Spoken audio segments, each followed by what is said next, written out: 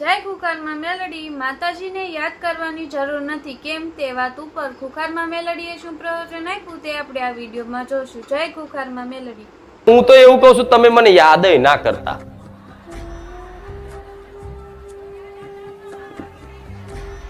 કહું એક જો તમારું બધાનું જે ભાવથી જોડાયા છે એમનો બધાનો અનુભવ કહેવાનો સમય મળ્યો છે મને થોડો, અને ઓછા છે એટલે મને મજા આવી આજે.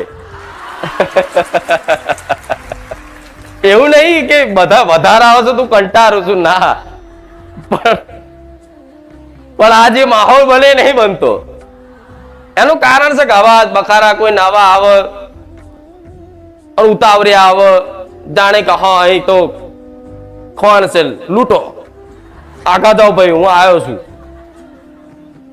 એવાના લીધે નહીં મજા આવતી. ઉતાવળ્યા નહીં, શાંતિથી ધીરજથી આવે, ભલે પાછળ બેઠા હોય પણ પાછળ વાળાને અહીં બેઠી બેઠી નજર નાખું છું. હવે તમે મને યાદ નહીં કરો તોય મનથી રોજ એવું વિચારો માં તને ભૂલી જવીશ, લે આ ભૂલી જા થશે. તમે સંકલ્પ કરો કે માં તને આજથી કાલથી અમે નિયમ લઈએ છીએ કે હવે તને યાદ કરવી તોય આવે. યાદ ના કરો છતાંય આવે. યાદ નહીં તમારો ખ્યાલ બની જાય. હું મેલડી અને જો માતાજીને યાદ કરો, સ્મરણ કરો, એનું નામ જપ કરો, કરવું જ જોઈએ. પણ હું એ મહામાયા મેલડી છું, એ માયાળુ દયાળુ કૃપાળુ મેલડી છું ને, તો માતા એવું કહું છું યાદ તે કદાચ જે દૂર હોય એને કરવા પડે, જે દૂર હોય એને યાદ કરવા પડે. આ શું ખોટું? તમારો દીકરો અહીંથી હોસ્ટેલમાં ભણવા ક્યાંક મોકલ્યો હોય 200 કિલોમીટર, તો તમારે રોજ યાદ કરવો પડે કે દીકરો શું કરતો હશે. આ શું ખોટું? એ દીકરો રોજ નજીક હોય તો યાદ કરવો પડે, 24 કલાક નજરમાં જ હોય. તેવી રીતે હું તમારી 24 કલાક જોડે રહું છું, તમે મને યાદ નહીં કરો તો હું તો શું જ.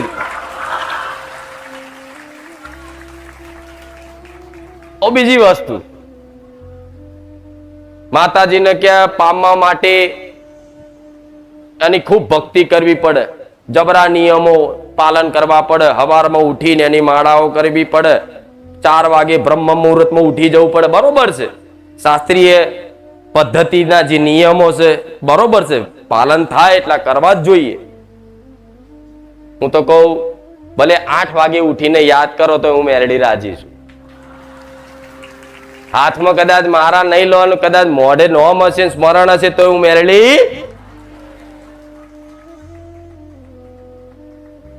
દરરોજ કે અડધો કલાક માતાજીને યાદ કરવા માટે સમય કાઢવો પડે, અને એકાંતમાં બેહીને એને યાદ કરવી પડે કે હે માં ચામુંડા, હે માં મહાકાળી, તમે જેને માનતા હોય, બ્રહ્મણી, કોડિયાર, મેરડી, જેને માનતા હોય, તમે કૃષ્ણ ભગવાનને ચાહતા હોય કે રામ ભગવાનને ચાહતા હોય કે હનુમાનજીને માનતા હોય, બધાને તમારે શું એકાંતમાં બેંક કે સ્મરણ કરવું પડે, બરોબર.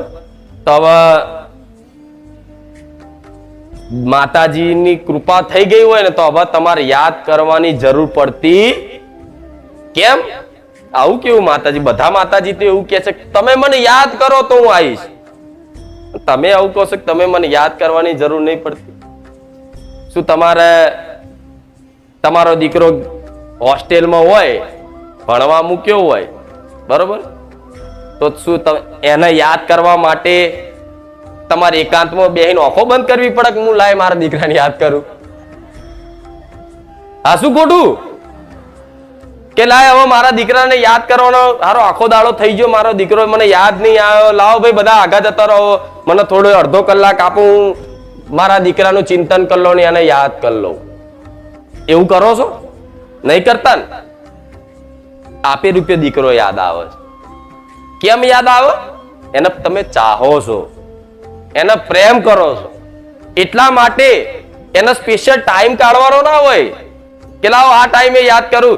જે તમારા હૃદયમાં છે, જેને તમે ચાહો છો ને, એ તો આપે રૂપે કદાચ યાદ આવતી જ રહેશે, ખ્યાલ બની જશે. એટલે કહું છું તમારે મને યાદ કરવાની જરૂર નહીં, હું તમારી ખ્યાલ બની જઈશું. હું એવું નહીં કહું હોજે 7 વાગે મને આરતી ટાઈમે યાદ કરજે, કે રાતે 12 વાગે તું બેહીને મારો દીવો કરજે, મારું તપ કરજે. ના, તમારે જાર ઈચ્છા થાય તાર નહીં, 24 કલાક ખ્યાલ દર 5 મિનિટે હું આવું. જેમ મોબાઈલમાં પેલી રીલ્સો હમ કરતા હોય ને, એવી રીતે આમ 2 4 5 રીલ્સ હું આવી જાઉં. એવી રીતે ગમે તેટલું ટેન્શન લેતા હોય, ગમે તેટલું ચિંતન થતું હોય, પણ સારું ખરાબ ચિંતનમય તે હું મેલડીમય અંદર ગુંજ્યા કરતી હોઉં. તો સમજી લો તમે મારા બની ગયા, તમે મારા શરણે આવી ગયા. હવે શરણે આવી અને ચિંતા કરો તો બેકાર છે તમારી ભક્તિ સમર્પણ. હા, શું ખોટું? જો આટલું થતું હોય તો તમે વિચાર લો કે તમે મારા શરણમાં છો, તમે મારા કૃપા હેઠળ છો, તમે મારી દ્રષ્ટિ હેઠળ છો. તો આટલું થતું હોય છતાંય તમારા જીવનમાં હજુ જો ચિંતાઓ હોય તો કલંક છે તમારા વિશ્વાસ ઉપર. હા, શું ખોટું? એકદમ નિશ્ચિંતા થઈ જાય, કોઈ ચિંતા નહીં. મારી માં બેઠી છે, મારા ઘેર મારી મહાકાળી બેઠી, ચામુંડા બેઠી, હરસિદ્ધિ બેઠી, ખોડિયાર બેઠી, બ્રહ્માણી બેઠી, શક્તિ બેઠી, ઈંગળાજ બેઠી, આશાપુરા બેઠી. આ શું ખોટું? બુઢ ભવાની બેઠી, બધી માતાઓ બેઠી છે. અને જોડે હું રામવારી સોલંકી પેઢીની ખુખાર મેલડી બેઠી છું. આટલી બધી માતાની નજર નિગરાણીમાં હોવ તમે, છતાંય તે ડરી ડરીને જીવો. આ જીવન ડરી ડરીને જીવો તો બેકાર કહેવાય ને.